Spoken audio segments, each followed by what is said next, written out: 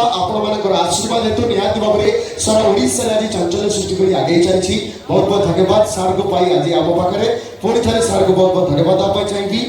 तो निहाती भाव में विदाय नेबी आम कमिटी ऑल मेंबर्स को तो बहुत बहुत धन्यवाद जहाँ आज यात्रा ग्रांड हॉल आसी।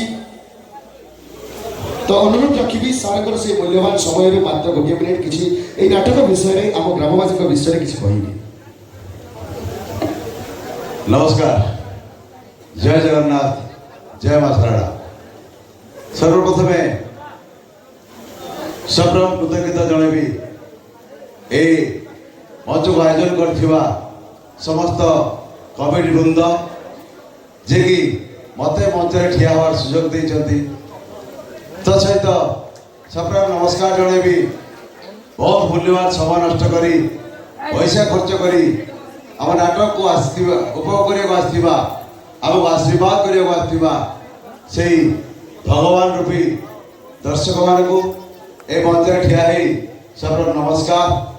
तो सहित ए अंचलवासी ए अंचल जो मैंने सुधी दर्शक समझ जानती बाणापुर माटी कलार माटी कला को सम्मान दौरा माटी कला को भल पाऊा माटी जे कि जो माटी जो दर्शक मो पर गोटे निर्देशक को तैयारी कर सहाय होती।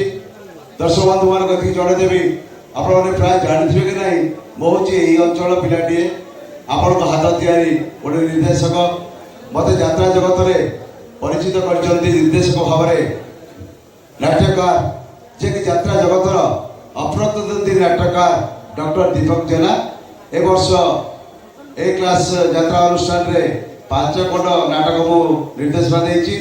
सिंह भाई नाटक झांझावर तापर आमर ग्रांड महल कंकाल कांदुछि राज दरबार केते कंदेबु गला सात अपेरा ब्रह्मदिन नाटक और देखिए लोह नई पड़े तोड़े घर एवं आम नाटक होती महददी पंचश्री महददी से गोटे नाटक कर समस्त दर्शक बंधु अनुरोध करी आशीर्वाद देवे मो नाटक को भल पाइबा देवे रोची। नमस्कार। तो निहाती भाव में यही माटीर पुआ चाहिए 1 सेकेंड।